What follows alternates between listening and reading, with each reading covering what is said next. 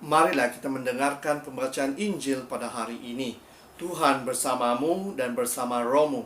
Inilah Injil menurut karangan Santo Yohanes. Dimuliakanlah Tuhan. Yesus menengadah ke langit dan berkata, "Bapa, telah tiba saatnya, permuliakanlah anakmu, supaya anakmu mempermuliakan engkau, sama seperti engkau telah memberikan kepadanya kuasa atas segala yang hidup. Demikian pula ia akan memberikan hidup yang kekal kepada semua yang telah engkau berikan kepadanya. Inilah hidup yang kekal itu, yaitu bahwa mereka mengenal engkau, satu-satunya Allah yang benar, dan mengenal Yesus Kristus yang telah engkau utus. Aku telah mempermuliakan engkau di bumi dengan jalan menyelesaikan pekerjaan yang engkau berikan kepadaku untuk melakukannya. Oleh sebab itu, ya Bapa, permuliakanlah aku kepadamu sendiri dengan kemuliaan yang kumiliki di hadiratmu sebelum dunia ada. Aku telah menyatakan namamu kepada semua orang yang engkau berikan kepadaku dari dunia. Mereka itu milikmu, dan engkau telah memberikan mereka kepadaku, dan mereka telah menuruti firman-Mu. Sekarang mereka tahu bahwa semua yang engkau berikan kepadaku itu berasal daripadamu. Sebab segala firman yang engkau sampaikan kepadaku telah kusampaikan kepada mereka, dan mereka telah menerimanya. Mereka tahu benar-benar bahwa aku datang daripadamu, dan mereka percaya bahwa engkaulah yang telah mengutus aku. Aku berdoa untuk mereka, bukan untuk dunia aku berdoa, tetapi untuk mereka yang telah engkau berikan kepadaku. Sebab mereka adalah milikmu, dan segala milikku adalah milikmu, dan milikmu adalah milikku. Dan aku telah dipermuliakan di dalam mereka. Dan aku tidak ada lagi di dalam dunia, tetapi mereka masih ada di dalam dunia, dan aku datang kepadamu. Ya Bapa yang kudus, peliharalah mereka dalam namamu, yaitu namamu yang telah engkau berikan kepadaku, supaya mereka menjadi satu, sama seperti kita." Demikianlah Injil Tuhan. Terpujilah Kristus. Saudara dan saudari yang seiman dalam Yesus Kristus, pertanyaan yang harus kita tanya di dalam diri kita adalah, bagaimanakah perhubungan kita dengan Tuhan? Adakah kita mempunyai perhubungan pribadi dengan Tuhan? Ataupun kita sama sekali tidak mempunyai perhubungan dengan Tuhan?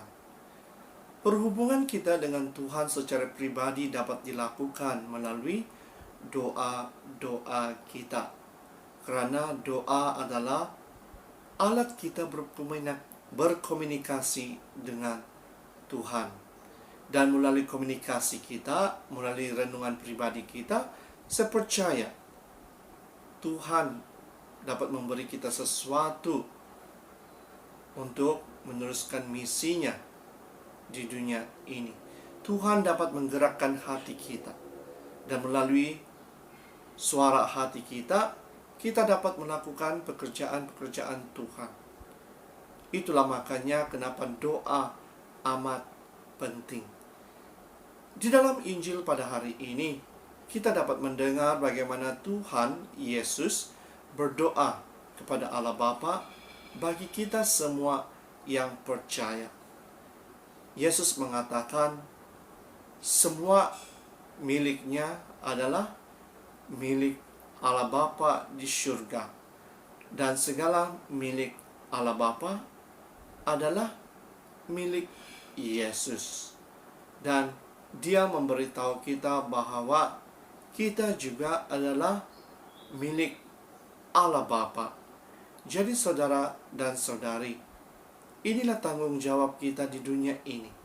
Ialah kita harus mempunyai perhubungan di antara satu sama yang lain. Karena saya percaya apabila kita mempunyai perhubungan di antara satu sama yang lain di dalam community di gereja kita, Yesus tetap hadir di tengah-tengah kita.